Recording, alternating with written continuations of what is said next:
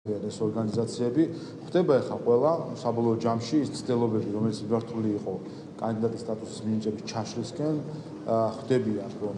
ამას პერსპექტივა აღარ აქვს, პოზიტიური სიგნალები მოდის და ახლა ყველა ცდილობს, რომ რაიმენაირად გახდეს მონაწილე ქართველი ხალხის გამარჯვებისა. სინამდვილეში წელიწად ნახევრიანი საბოტაჟის და წინააღმდეგობის მიუხედავად, როგორც ჩანს, ევროკავშირი პოზიტიური გადაწყვეტილებისთვის ემზადება და ამით ქართველი ხალხი გაიმარჯვებს და დამარცხდება ყველა ის ჯგუფი, პოლიტიკური იქნება ეს თუ არასამთავრობო ორგანიზაციები და ზოგიერთი ელიტური NGO, ყველა ის ჯგუფი დამარცხდება, რომელიც ამას ეწინააღმდეგება. შეგახსენებთ, რომ მათ შორის იმ ელიტურ NGO-ებში, რომელიც იყვნენ მონაწილეები აი ამ განცხადების ხელმოწერისა, არიან ზუსტად ის ორგანიზაციები, რომელიც ზეწოლას ახდენენ საქართველოს პარლამენტის წევრებზე, იმისთვის, რომ მათ სახალხო დამცველის კანდიდატისთვის მხარი არ დაეჭირათ და ამით შლიდნენ პროცესს, ისინი ზეწოლას ახდენენ პარლამენტის წევრებზე, რომ მათ იუსტიციის უმაღლესი საბჭოს არამოსამართლე წევრების კანდიდატურებისთვის ხმა არ დაეჭირათ და აი ამ ზეწოლის მიუხედავად საქართველოს პარლამენტმა შეძლო როგორც სახალხო დამცველის, ისე იუსტიციის უმაღლესი საბჭოს არამოსამართლე წევრების არჩევა, ახსენე რომ ახლა უკვე დაგვიანებულია ეს განცხადებები მათი მხრიდან. გარდა ამისა, ნახე რომ მათ ამ ხელმომწერებში, უბრალოდ ინიციატორებში, რამდენიმე ელიტური NGO ინიციატორებში არიან ისინიც, რომლებიც ჩართული არიან საქართველოს ექსტრემიზმის წახალისებით. ჩვენ ახლახანს გავიგეთ ინფორმაცია საჯაროდ, რომ არსებობს ფონდი უცხოური ფულით, რომელიც ჯარიმებს უხდის კანონდამღვევებს და სწორედ ამ ფონდის ინდულგენციის ბორდის წევრები არიან მათ შორის ინიციატორები ამ განცხადების და ეს ვიცით რომ ეს პროექტი რასაც ემსახურება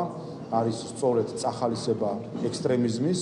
იმით რომ აძლევენ კარტ ბლანშს მომავალი დარღვევებისთვის. ბატონ შალვა, ამ თემაზე რო გავაგზავნოთ, ბატონ შალვა, ფონდთან დაკავშირებით GDI-ზე, როგორც ვიცით, USAID-ის ლოგო იყო გამოყენებული, თუმცა სათა ოფისი ამასთან დაკავშირებით არ ყოფილა ინფორმირებული, ერთ-ერთმა ტელევიზიამ ესეც დაადგინა. ეს რას ნიშნავს? როდესაც USAID-ის ფულს ადგილობრივი წარმომადგენლობა ანაწილებს, ასე ვთქვათ, არასამთავრობო ორგანიზაციაზე და ის მერე ამ თანხით იხდის, თქვათ, ჯარიმებს და არა სამოქალაქო ცნობიერების ამოღებას. ახია USAID-ს. აი ჩვენ ნახეთ, რასაც ჩვენ საუბრობდით მარტში.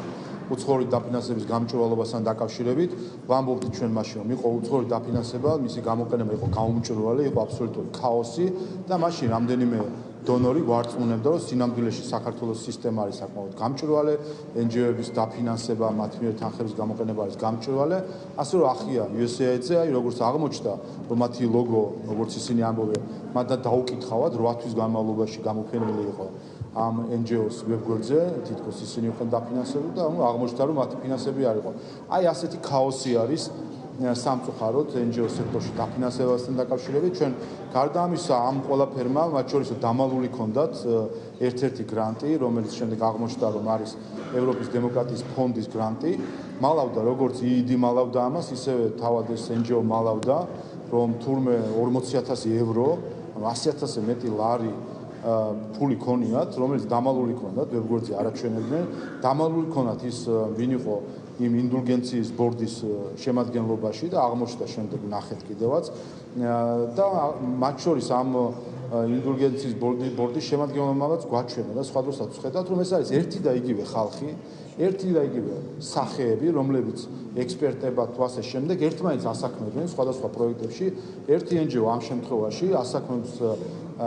მეორე NGO-ს წარმომადგენლებს თავისთან დიდი ალბათობით ანაზღაურების სანაცვლოდ და ასე ურთიერთდასაქმება მიდის, რაც კიდევ ერთხელ აჩვენებს მინიმუმ აჩვენებს ფავორიტიზმს და კორპორატივიზმს NGO სექტორში, როდესაც ხდება ერთმანეთისთვის ფინანსური ბენეფიტების უზრუნველყოფა.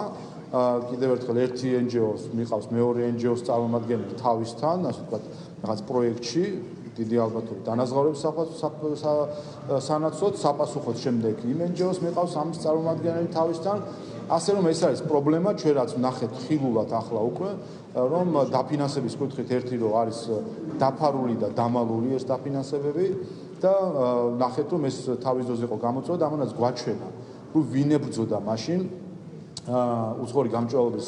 კანონს, ვინ იყვნენ ის აქტორები, გავიხსენოთ და მივხვდებით, რომ სწორედ მათ იმ უცხოურ ფონდებს, უცხოურ აქტორებს და იმ ქართულ ელიტურ NGO-ებს სურდა იცოდნენ რა რომ მათი ეს ფარული ფინანსური სქემები გახდებოდა ნათელი სწორედ ამიტომაც იყო მაშინ დეზინფორმაციული შტურმი საქართველოს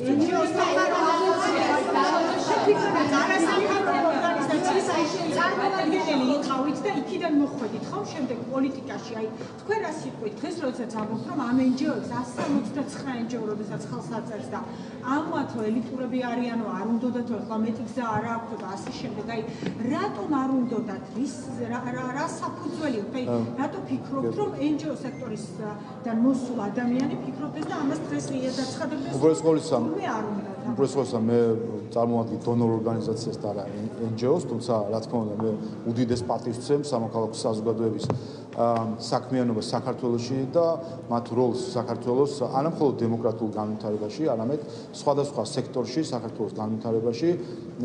უდიდესი როლი აქვს პროფესიულ გაერთიანებებს და სხვადასხვა სახის ასეთ გაერთიანებებს. მაგრამ ჩვენ ამ შემთხვევაში ვსაუბრობთ რამდენიმე ელიტურ NGO-ზე და არც ვსაუბრობ მე 179 ორგანიზაციაზე,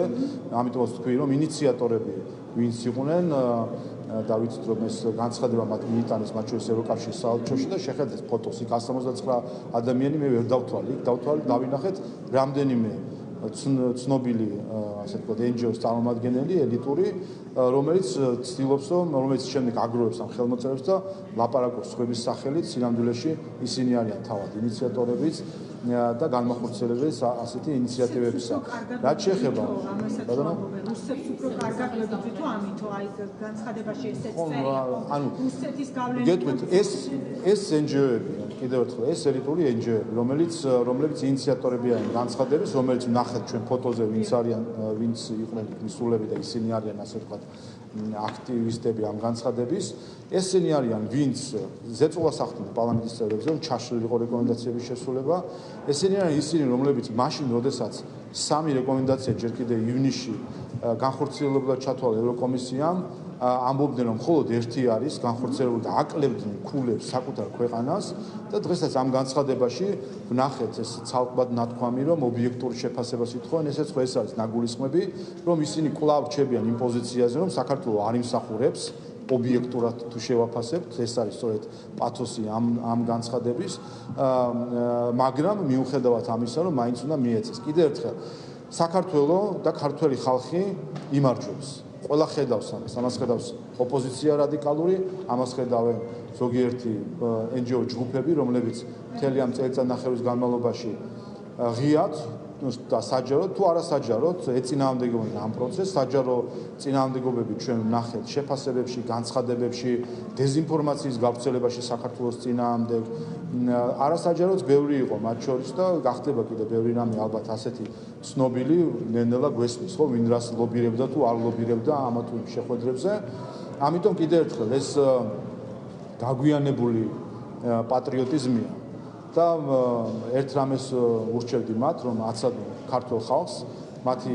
რა თუ კი უნდათ რომ რაიმენარად დაეხმარონ ჯობია რომ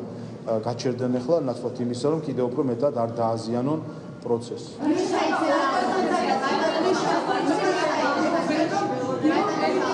ნომერებიდან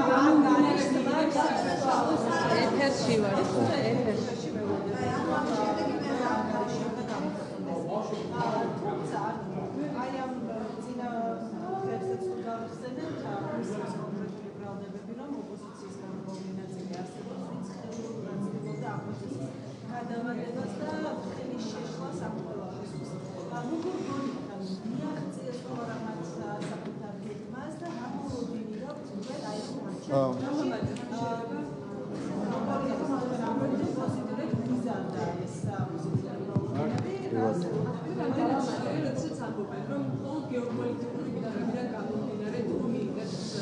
კი ბატონო, რაც შეეხება მცდელობებს, წარმატებულ მცდელობებს, ჩვენ შარშან ივნისში ვნახეთ წარმატებულ მცდელობა რადიკალური ოპოზიციის, როდესაც სწორედ მაშინდელი ატეხილი პანიკის, აჟიოტაჟით, დეზინფორმაციით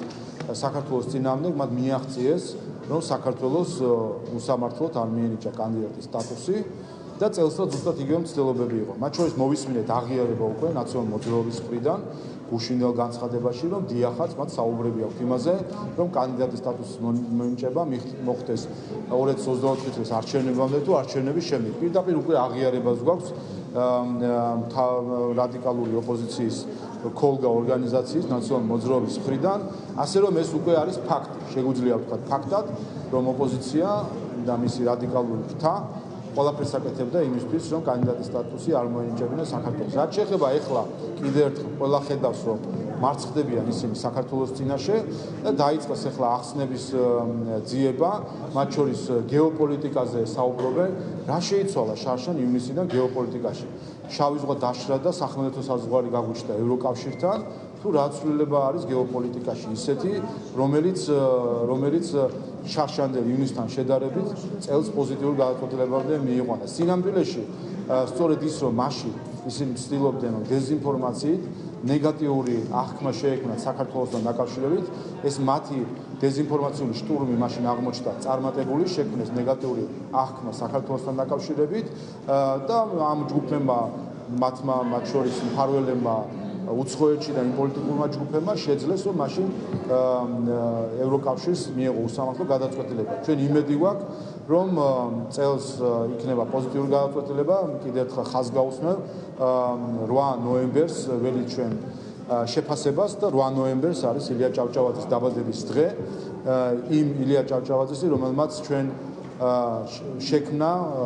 თანამედროვე ევროპის ქართული გაგება ჩვენს ერში და შესაბამისად იმ ილია ჭავჭავაძის, რომლის პრინციპებსაც მიყვება ჩვენი ხელისუფლება და სწორედ 8 ნოემბერი ვფიქრობ, რომ სიმბოლური იქნება, რომ ევროკომისიამ გამოაცხადოს პოზიტიური შეფასება საქართველოსთან დაკავშირებით კანდიდატის სტატუსის რეკომენდაციით. აი დაზუსტება და მე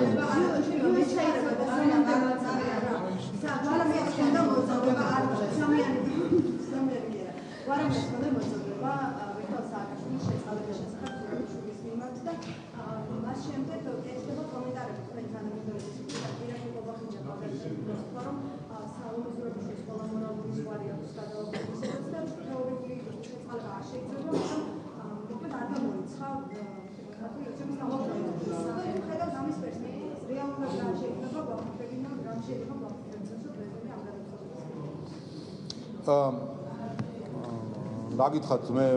სამწუხაროდ ქალბატონი სალომე ზურაბიშვილმა კონსტიტუცია დაარღვია, არათუ ის რომ სიტყვა და პირობები დაარღვია, პირობა დაარღვია ქართველი ხალხის წინაშე, ამიტომ სამწუხაროდ რთული არის პროგნოზირება როგორ მოიქცევა ის, მაგრამ ერთის თქმა შეიძლება, რომ ეს რა თქმა უნდა არის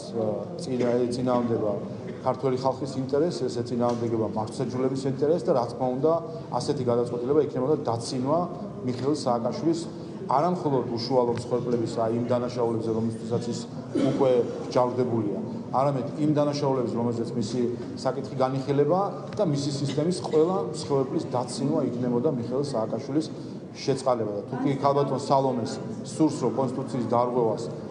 ქართული ხალხის წინაშე დაუმატოს ასევე მიხეილ სააკაშვილის რეჟიმის მსხვერპლების დაცინვა, მაშინ შეუძლია შეიწყალოს, მაგრამ იმედია, რომ ამ ძიმე ნაბიჯს ისარგებლებს.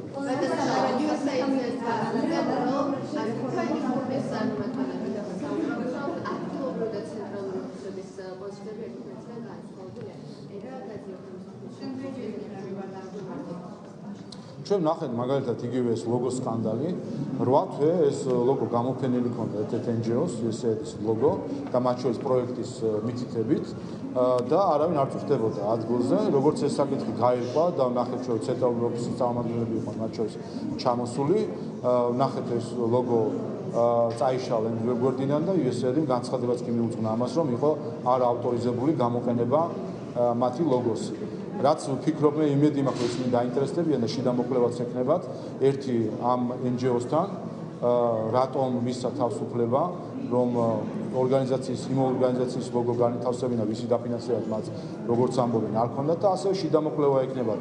USAID-ის შიგნით ადგილზე, ხომ არ იყო ვინმეს მხრიდან რაიმე გადაცნობა სხვა ქონდა ადგილი, ან ხომ არ არის ფინანსების ისეთი მოძრაობა, რომელიც გაკონტროლებული არ არის, ხომ არ არის პროექტები, რომლებიც ასე ვთქვათ, ფინანსდება გარკვეული შეფუთვით და შინაარსი არის მისი სხვა. ამიტომ კიდევ ერთხელ, აი მართლაც ახია იმ დონორებზე, რომლებიც მარტში მაშინ ამბობდნენ, რომ ყველაფერი გამჭვირვალე არის. აი თავად მიუკაკუნათ მათ ოფისებში მიუკაკუნა იმ პრობლემამ, რომელზეც ჩვენ მაშინ საუბრობდით, რომ საქართველოში დონორული დაფინანსება და მისი ნაწილი ყოველ შემთხვევაში არის სამწუხაროდ გაუმჭვირვალე. ერთი ის ხმარდება ქართული ხალხის ინტერესების საწინააღმდეგოდ, ნაწილი ამ ფულისა ხმარდება მათ შორის ექსტრემიზმის გაღვივებას საქართველოში და რადიკალიზმის გაღვივებას და ჩვენ ხედავთ ნელ-ნელა ეს სიმართლეც გამოდის სიცხადეზე. კიდევ ერთხელ აღმოჩნდა და გამოჩნდა ქართული ოცნების სიძლიერე რაში არის. ჩვენი სიძლიერე ყველა ამ მდგომარეობაში და ამას ხაზს უსვამთ ხოლმე არის სიმართლეში. ჩვენი სიმართლე ხანდახან ნელა, მაგრამ საბოლოო ჯამში თავის თავს ისევ გამოაჩენს ხოლმე. გავიხსენოთ მარტის აქციები, მათ შორის ჩვენი მოქალაქეების ჯგუფი ნაწილი, რომლებიც შეიყვანეს შეცდომაში, ისიც კი დააჯერეს, რომ ამერიკაში რუსული კანონი მოქმედებს, ამ დონეზე იყო ორგანიზებული ის პროპაგანდა და დეზინფორმაცია ქვეყნის შიგნიდან და გარედან მაშინ, მაგრამ ეხლა ვხედავთ ნელ-ნელა ნაბიჯ-ნაბიჯ ყველა ერკვევა, მათ შორის უკვე დონორებიც ხვდებიან, რომ როგორც ჩანს, გარკვეულ ჯგუფებს ისინი შეცდომაში ყავდათ შეყვანილი, ამიტომ ჩვენ მუშაობთ ჩვენს უცხოელ პარტნიორებთან ერთად და მე იმედი მაქვს, რომ ნელ-ნელა ყველა ეს საკითხი გამოაშკარავდება და ყველა ის ასე ვთქვათ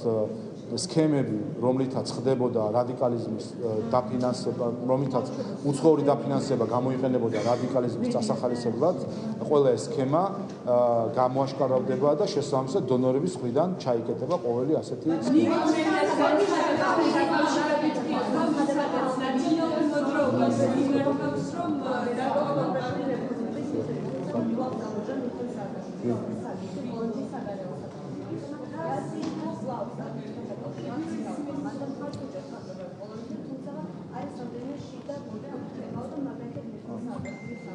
მიხეილ სააკაშვილის ამბავი გარკვეულია უკვე დიდი ხანია და ის ვინც იყო სკეპტიციზმით განწყობილი, მათთვის ეს გარკვეულია მაშინ, რაც ადამიანის უფლებათა ევროპულმა სასამართლომ გამოიტანა თავისი ვერდიქტი და ამხილა, რომ ყველა ეს ინფორმაცია თითქოს მას არ ჰქონდა სათანადო სამედიცინო დახმარება, ეს ყველაფერი იყო ტყუილი და მინიმუმ აი ამ გადაწყვეტილების შემდეგ, რომელიც თვალსწრაფი მაისში იყო ამ წლის, აი მაისის შემდეგ ყველასთვის არის ცხადი ის ვინც უარყოფს, რა თქმა უნდა, ამ შემთხვევაში უარყოფს რეალობას. ამიტომ მე დარწმუნებული ვარ და ჩვენ შეხვედრებიც გქონდა, რა თქმა უნდა, მეც პირადად გვაქვს ვიზიტები და ამ საკითხთან დაკავშირებით კითხვები არავისთან აღარ აქვს. მე დარწმუნებული ვარ, რომ მე რაც შეეხება მხარდაჭერას, დარწმუნებული ვარ, ყველა ის ქვეყანა და პოლიტიკური ჯგუფი, რომელიც მხარს უჭერს საქართველოს, ყველა მხარს დაუჭერს თქვენი კანდიდატურის სტატუსს. ვინც ეწინააღმდეგება ამ სტატუსს არის მხოლოდ ის ჯგუფები შეიძლება იყვნენ, რომლებიც არიან არა საქართველოს მეგობრები, არა მიხეილ სააკაშვილის მეგობრები.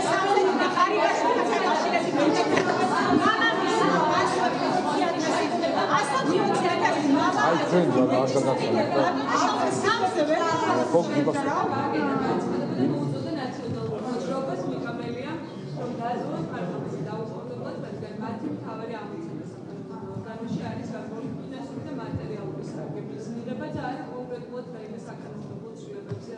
სტატუსის მოპოვებაზე მუშაობა ნაციონალურ მოძრაობაში მიმდინარე პროცესები შევაჯამოთ და ყოფილი თავმჯდომარის ეს კაცი. და ბატონო, სასაცილო.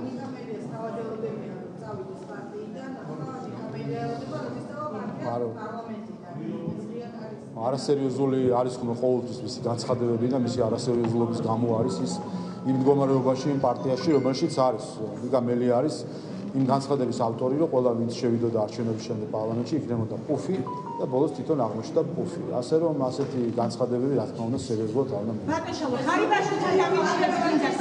180,000 ლარი მამამისმა აჩუქა ერთი წამით. 180,000 ლარი მამამისმა აჩუქა ამ დეკლარაციის მიხედვითაც. ოპოზიციაში ამბობენ, რომ ესაც ერთიანს ბევრი კითხავს, დიდი ალბათობით ეს ყველაფერი პრემიერს ჭირდებოდა იმისთვის, რომ ორი ახალი მანქანა იყიდეს და ამის გადასაფარავად და რეალურად მის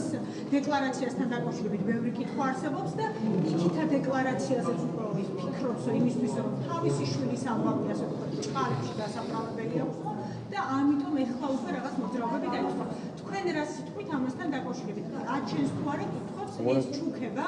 მამისგან 180,000 ლარის და თქვენ მაგალითად თქვენს მშობლებს აქვს იმის შესაძლებლობა, რომ თქვენ 180,000 ლარი გაჩუქოთ თან ყოველ წელს.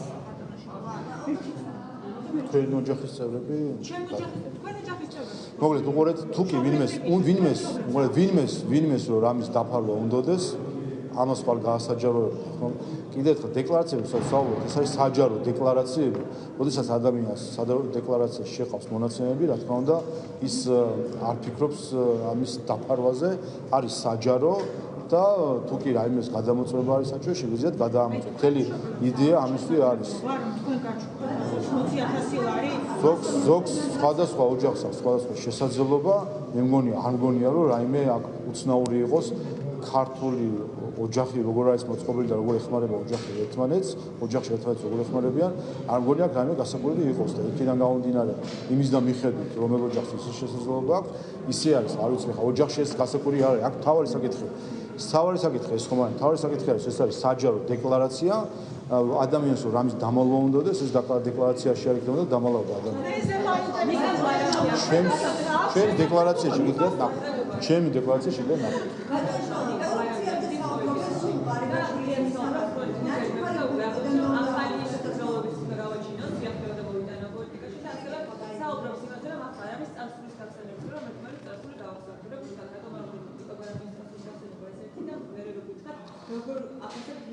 ხო, ზოგადად საინტერესო არის ეს განვითარება, რაც ჩვენ ნახეთ.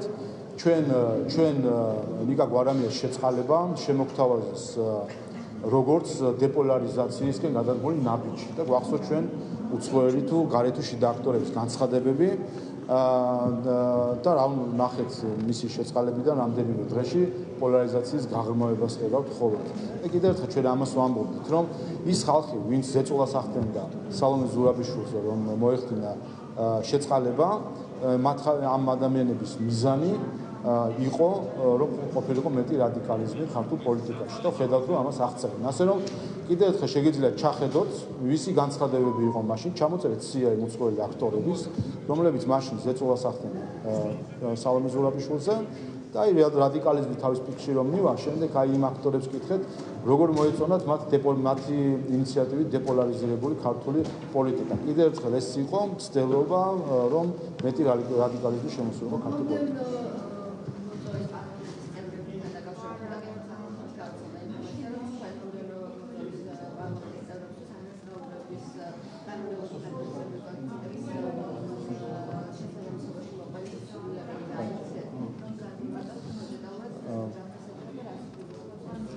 კი ბატონო, მე დავაინიციირე ცვლილება საქართველოს პარლამენტის რეგლამენტში, იმისთვის რომ პარლამენტის მომდევნო მოწვევის პარლამენტის წევრების ანაზღაურება მოვიდეს შესაბამისობაში იმ კოეფიციენტებთან, რომელიც დადგენილი არის საჯარო სექტორში ანაზღაურებასთან დაკავშირებით. ზოგადად პრეისტორიის სახით მინდა გითხრათ, საქართველოს პარლამენტში 2013 წლის შემდეგ პარლამენტის წევრებისთვის ხელფასის შესაბამისობაში მოყვანა არ მოხდარა, არ გაზრდილა, არ შეცვლილა ხელფასი. ბოლო 10 წელია, თუმცა ეს საკითხი ყოველთვის იყო, ვინაიდან საქართველოს პარლამენტის წევრის ანაზღაურება რეგულირდება პარლამენტის რეგლამენტით და არ არის მიბმული საჯარო სამსახურში ხელფასებს, მათ შორის 10%-იანი ზრდა, რაც ბოლო წლებში არის, ეს არ ეხება პარლამენტის წევრებს. ამან შედეგად გამოიღო ის, რომ დღეს მდგომარეობით პარლამენტის წევრების ანაზღაურება უფრო დაბალი არის, ვიდრე ძალიან ბევრი საჯარო მოხელის, მათ შორის იმ სტრუქტურებში, რომლებიც საქართველოს პარლამენტის მიმართ არიან ანგარიშვალდებულები და მათ შორის საქართველოს პარლამენტის აპარატში არის რამდენიმე ათეული თანამშრომელი, რომლის ხელფასიც უფრო მაღალია ვიდრე პარლამენტის წევრის. ამიტომ არის საჭიროება, რომ მოხდეს შესაბამისობაში მოყვანა, მათ შორის 2017 წელს დადგინდა კოეფიციენტები საჯარო სამსახურისთვის, მაშინ ყველა მთლიან საჯარო სამსახურში ხელფასების შესაბამისობაში იქნა მოყვანილი ამ კოეფიციენტებთან, მათ შორის პარლამენტის აპარატში, თუმცა დეპუტატებისთვის ეს ცვლილება მაშინ არ განხორციელებულა რეგლამენტში, ამიტომ ჩემი ინიციატივა არის, რომ მართალი არა ამ მოწვევის, მაგრამ მომავალი მოწვევის პარლამენტში 2025 წლის 1 იანვრიდან მოხდეს ხელფასების და ანაზღაურების შესაბამისობაში მოყვანა იმ კოეფიციენტებთან, რომელიც დადგენილი არის კანონმდებლობით. აქვე მინდა აღნიშნო, რომ ის კოეფიციენტები, ის ინიციატივა, რომელიც მე მაქვს წარმოდგენილი, არითვისებს სრულად იმ კოეფიციენტს, რომელიც არის კანონმდებლობით დადგენილი, უფრო მაღალი შეიძლება ყოფილიყო სახალხო ანაზღაურება. გაიზრდება 2025 წლის 1 იანვრიდან, თუ კი ეს ცვლილება იქნება მიღებული, კეთეთ, თუ იქნება ეს მიღებული ცვლილება მომდევნო მოწვევის პარლამენტისთვის. დღესდღეობით ანაზღაურება დაახლოებით არის იმის დამიხებით თანამდებობები როგორ არის პარლამენტში, დაახლოებით არის 4000-დან 7000 ლარის ფარგლებში დაახლოებით და იქნება 8000-დან 10000 ლარის ფარგლებში. რა თქმა უნდა, ამაში შედის საშემოსავლო გადასახადიც, ანუ გადასახადი გამოყენება. დიახ, მე ვარ პირადად დიახ, ეს განცხადების სახით დადებულია ჩვენს ვებგვერდზე, შეგიძლიათ ნახოთ კანონპროექტი, მათ შორის სქემაც არის მოტანილი, არსებული ხელფასი, დაინიცირებული ხელფასი და ასევე კოეფიციენტთან გამომდინარე, რა შეიძლება ყოფილიყო მაქსიმალური ხელფასი და ჩვენ ეს სრულად ამ ინიციატივით არ ვითვისებთ. მე გახლავართ ინიციატორი ამ კანონპროექტის და მე გამოვიდა ამას კომიტეტში მოყვა ბატონო შალვა რომ გაიზარდეს ხელფასები ახლა მომავალი მოწვევის პარლამენტისთვის არის ასე რომ ეს შესაძლოა იყოს მათ შორის დამატებითი მოტივაცია ოპოზიციისთვის, რომ მომავალ არჩევნებში იყვნენ აქტიურად წარმოდგენილი და მიიღო მონაწილეობა. კიდევ ერთხელ, რა თქმა უნდა, სწორედ ამის გათვალისწინებითაც ჩემი ინიციატივა არის, რომ მომავალ პარლამენტის წევრებს გაეზარდოთ, იმიტომ რომ არ იყოს რაიმე აღქმა თითქოს პარლამენტის საკუთარ თავს უსდის.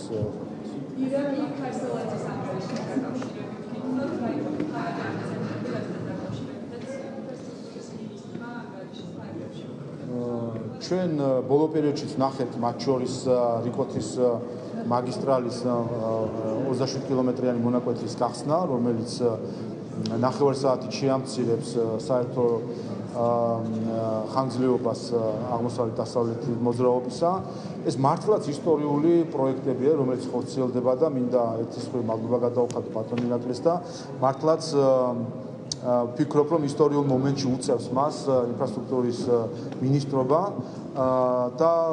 დიდი პატივი არის, რომ ასეთი მასშტაბური სამუშაოების ხელმძღვანელი იყოს. ჩვენ მომავალ წელს გვექნება სრულად დასრულებული რიკოთის უღელტეხილზე და სხვა მონაკვეთები, რომელიც ფაქტობრივად აბსოლუტურად სხვა გამტარიანობას შესცემს ჩვენს ქვეყანას. დღეს, როდესაც ჩვენ ვსაუბრობთ აბრეშუმის გზის ახალ ასე ვთქვათ სიცოცხლეზე, როგორც შუა დერეფნისა, რა თქმა უნდა, აქ გადამწყვეტი არის გამტარიანობა და სწორედ ეს პროექტები ქმნიან ჩვენ ევროპულ მომავალს. ევროპაში ჩვენ არ შევდივართ ცარიელი ხელებით, ჩვენ ევროკავშირში შევდივართ ჩვენი შენატანით, ეს შენატანი სხვა საკითხებთან ერთად, მათ შორის დემოკრატიულ განვითარებაში ჩვენი წვლილის გარდა არის ასევე ჩვენი შენატანი ევროკავშირის დაკავშირებულობის გაზდასთან კონტინენტის სხვადასხვა წევრებით. ბატონო შალვა, ირაკლი ბერაიაძე უნდა გითხოთ, უნდა დატოვოს თუ არა თავდაცვის კომიტეტის თავმჯდომარემ თანამდებობა.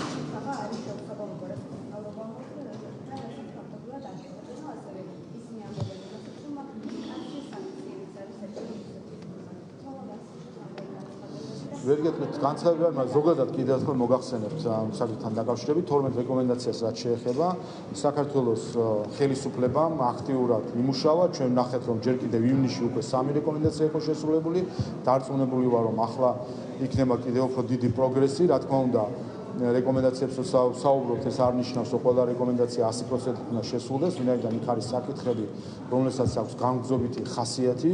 თუნდაც დეპოლარიზაციის საკითხი, თუნდაც ანტიკორუფციული მიმართულებები, ორგანიზებული დანაშაული. ეს არის საკითხები, რომელიც ნაწილობრივ გვარდება საკანონმდებლო პროცესით, ნაწილობრივ გვარდება პრაქტიკის დახვეწით და ნაწილობრივ გვარდება ზოგად სიტუაციაზე დაკვირვების და შეფასებით. ამიტომ, რა თქმა უნდა, ჩვენ გვაქვს მოლოდინი პოზიციური შეფასება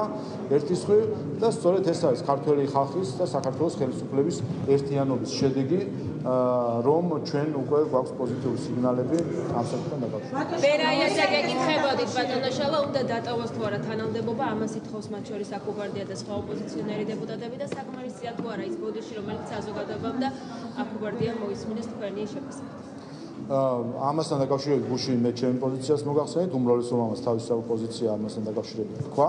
რაც შეეხება ბატონ ირაკლის და კომიტეტის თავმჯდომარეობას და გარდა ამისა მე თქვი კიდევაც და დაჟინებით ვიმეორებ ეს სინანული რომელიც მან გამოხატა ეს არამხოლოდ დასაფასებელია არამედ საკურველია რომ ამის ფონზე ოპოზიციამ გუში გაიმეორა ყველაფერი იგივე რასაც ისინი აპროტესტებდნენ არ თქვენ დარბაზში ხართ და მათ შორის ალბათ მოისმენთ მიკროფონში არის მოდა მე მგონი და საზოგადოება ამას ვერ გაიგებდა მაგრამ ჟურნალისტები რომლებიც ესწრებით და სხდომაზე იმყოფებით ხოლმე ვფიქრობ გაიგებდით ხალი დეპუტატების მხრიდან ოპოზიციიდან რა უშვერი სიტყვები ისმოდა და ეს ხალხი მე კიდე საუბრობს შეურაცხყოფაზე სამწუხარო რეალობა არის ამ მოწვევის პარლამენტის არაერთხელ მიყვანს რომ სამწუხაროდ რამდენიმე ოპოზიციონერი ხალი დეპუტატი ქმნის აბსოლუტურად არასწორ სახეს ხალი პოლიტიკოსისა ისინი ხალ პოლიტიკოს წარმოაჩენენ როგორც რაღაც რადიკალს რომელიც არ ემორჩილება არანაირ წესებს რომელიც უძდელობს ხმაურობს შეურაცხყოფას აყენებს სხვებს და სამწუხაროდ ეს არ იყო პირველი შემთხვევა და უფრო უარესი ჩვენ გუშინ და მე იმ მომენტში თორსა ეს ინციდენტი იყო ქალბატონი თია წულუკიანის პარლამენტში ყოფნის დროს მაშინაც ეს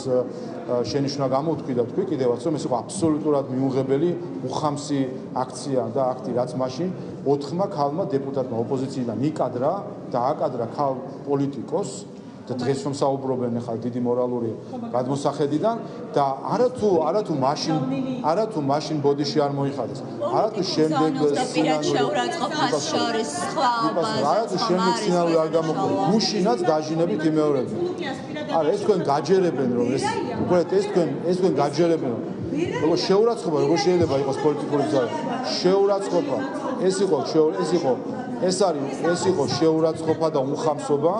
მაშინ 4-მა ქალმა დეპუტატმა აკადრა ქალ პოლიტიკოს შეურაცხყოფა და უხამსობა ეხლა ძალიან შეფუთონეს რაღაც პოლიტიკურ აქციად მას ყველაფერზე იტყვიან პოლიტიკური აქცია მაგრამ ფაქტია ეს იყო უხამსობა შეურაცხყოფა და დღემდე სინანული არ გამოვთქვათ ამიტომ კიდე ერთხელ თავისთავად რაც შეეხება ფაქტს თავად ირაკლი ბერაიამ თქვა რომ მას აქვს სინანული ამასთან დაკავშირებით რომ რაც მოხდა და ეს სინანული გამოხატა კიდევაც და ამის ფონზე როდესაც აი ამის ფონზე შემდეგ გვეცნის ოპოზიციის მხრიდან და თან ხალი ოპოზიციონერის მხრიდან უხამსობები დამატებით და გუშინ ხო გესმოდა დარბაზში იქ არიყავით ხალმიდე სიტყვები გავიმეორო რასაც ხალი ოპოზიციონერი დეპუტატები გუშინ ამბობდნენ ხომ საჯაროდ იმ დარბაზში და ამის ფონზე ამ სიტყვებს იყენებენ ბოჯის არ იხდიან სინანულის ცნობა არ აქვს და კიდე რაც შეეხება თან სინამდვილეში უბრალოდ გაიყო ირაკლი ბერაიას სიტყვით გამოსვლა იყო თუ არა უხამსობა და შეურაცხყოფა და ხო სექსუალური შევიწროების ნიშნებზეც საუბრობს თავად აპარატი ის რომ რა თქმა უნდა აქ იყო გასული გადალახული გარკვეული ზღვარი ეთიკისა ეს თავანაც აღნიშნა და ამიტომაც მოიხადა მან ბოდიში ვაკ რა არის ხა სიახლე ხო არ არის მაგრამ ისიც გვამინდამდე ეს რაც გუშინ მე შემდეგ მოხდა რომ ამის ფონზე ამ მორალისტური პოზიციიდან მოსაუბრე ქალბატონები რომ იმეორებდნენ ისეთ სიტყვებს რომელსაც რთულია ახლა კიდე მიკროფონში თქვა რასაც ისინი გუშინ ამბობდნენ და რა შეურაცხყოფასაც აყენებდნენ სხვა დეპუტატებს ერთ-ერთადერთ რამეს აჩვენეს სინამდვილეში მათ პრობლემა რამე მორალური პრობლემა კი არ აქვს ამასთან მათ სინამდვილეში მართლა კი არ გონიათ რომ რაღაც ეთიკური ნორმები არ მნიშვნელოვანია სინამდვილეში მათ ჩათვალეს რომ ეს არის კარგი მომენტი და იარაღი იმისთვის რომ რაიმენაერად ირაკლი ბერაიას პირადად, ვინაიდან ხედავთ რომ რამდენიმე ადამიანი მას პირადად ემტერება, მათ შორის ქალბატონი აკუბარდია უკვე დიდი ხანია და სხვადასხვა განცხადებებში მისი მოგვისმენია და ეს პირადი ანგარიშების გასწორებისთვის გამოიყენონ ეს შესაძლებლობა და აი ეს არის კიდე დამატებით ამორალური საქციელი, როდესაც ასეთ ინციდენტს რომელიც ყველა წუხს პარლამენტის წევრები უმრავლესობა სრულად და თავად ირაკლი ბერაიას ყველა წუთს რა თქმა უნდა არავის არ სიამოვნებს როდესაც ასეთი ინციდენტები ხდება ამიტომაც სინანული გამოხატა და ნაცვლად იმისა რომ ამაზე რამე რეფლექსია ქონდეს თუნდაც ოპოზიციის წარმომადგენლებს ცდილობენ იარაღად გამოიყენონ პირადი ვენდეტისთვის რასაც ჩვენ ხედავთ ეს არის პირადი ვენდეტის მცდელობა ირაკლი ეს არის პირადი ვენდეტის მცდელობა ირაკლი ბერაიას წინააღმდეგ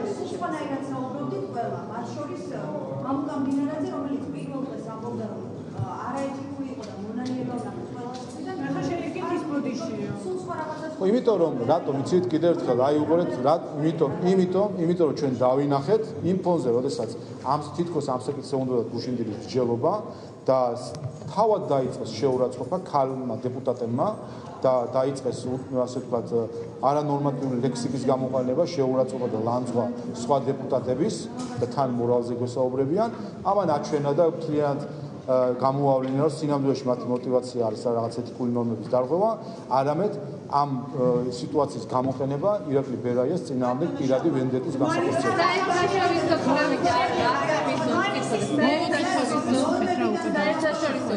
ბოლო კითხვა და გალავმა გამოაქვეყნა კანონისა და წესრიგის ყოველწლიური ანგარიში, რომ ინდექსის მიხედვით წინა წელთან შედარებით 97% შეადგენს ახლა გაუმჯობესებული საქართველოს მიერ. თავისთავად ვფიქრობ, რომ უსაფრთხოების გარემოს რაც შეეხება საქართველოში,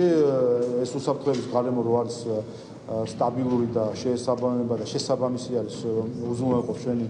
ხალხის მოსახლეობის უსაფრთხოება ერთის მხრიდან და ეკონომიკური განვითარება, ამას ხედავთ შედეგების მიხედვითაც და ეს შედეგები სახეზე არის ყველა მიმართულებით, მათ შორის რაც შეეხება უსაფრთხოების სფეროს, ამიტომ მე მინდა მადლობა გადავხადო ყველა შესაბამის უწყებებს, რომელიც ზრუნავენ ჩვენი მოსახლეობის უსაფრთხოებას. მადლობა.